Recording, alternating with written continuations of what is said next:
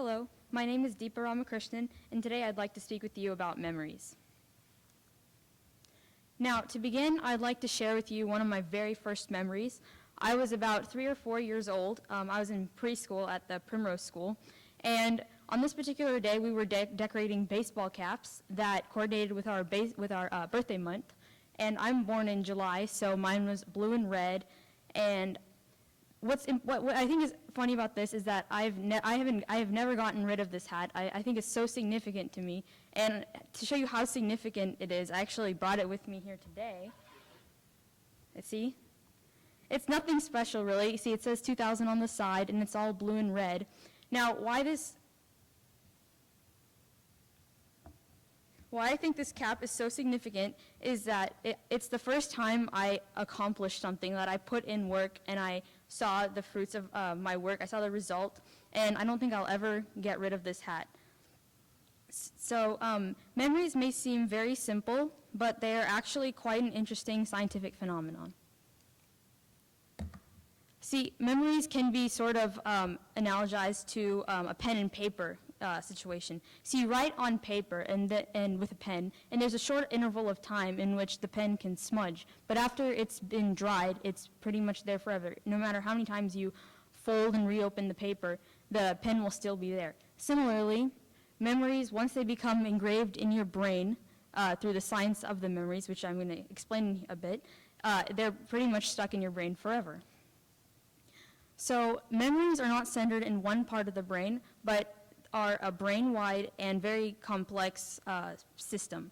Different systems work together to make a seemingly simple yet cohesive and complex thought. The first step in the science of memories is encoding, wherein the hippocampus and frontal cortex parts of the brain decide if perceptions that the brain comes in contact with are even worth remembering. So everything that you remember as of this moment, your specific parts of your brain have deemed that in the past that they're important and worth remembering. Nerves from synapses release neurotransmitters to make the connections in our brain. And as more and more signals and perceptions are accumulated, stronger connections are formed. And in the average human, there's about 100 trillion synapses. So many connections have been formed. Now, there's two types of perceptions that our brain encounters. Specificity, which are stronger perceptions, and weaker perceptions, which are associated with associativity. So all of the long-term memories you have in your brain are specific. Now, there's two types of memories that we can have, short-term and long-term. Short-term is somewhere along the lines of remembering a 10-digit phone number and forgetting it 20 minutes later. Now, short-term memories become long-term memories when we sleep, which is why it's very important to sleep. So why am I talking about memories? It's not always the memories that matter, but rather the feelings associated with the memories that persist for the longest time. This is a very rudimentary ball cap. It's very simple, but I have felt the same way looking at it at age 3, age 7, and age 17.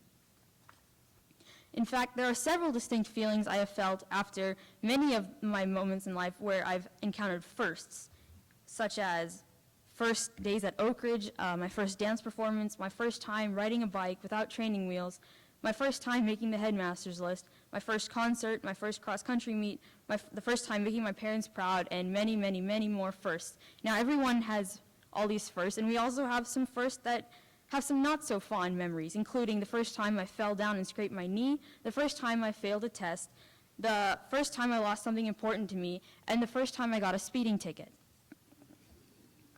Again, it's the feelings associated with these events that make them all the more significant.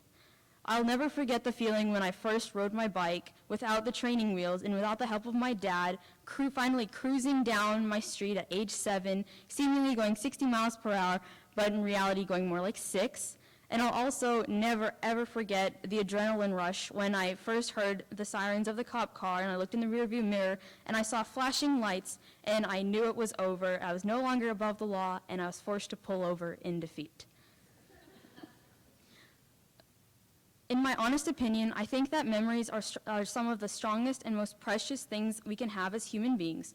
Sure, cameras and videos capture events and moments, but it is the memories that you will make that will hold on to you for life. Cameras cannot capture feelings, and that's why I think memories are such an important part of our existence. Okay, so of all the things I could have chosen to speak about for my senior speech, why did I choose the super cliche topic of memories? Well, the phrase itself, senior speech, senior. I'm a senior, and in this room there are many seniors, and what senior year has essentially been is one long roller coaster ride of nostalgia and anticipation. When the roller coaster goes down, we're shrouded in a bout of nostalgia, and when it comes up, we're eagerly anticipating what our future has to hold in store for us. I know we are all very excited to make many new memories here in a few months, but at this time, especially in these last few weeks, as Min has said, I have found myself reflecting on memories I have made in the last 17 years, and I'm sure many of my classmates have as well. To leave you, I would like to share my favorite quote about memories. It's by Bob Dylan, and he said, "Take care of all your memories, for you cannot relive them." Thank you.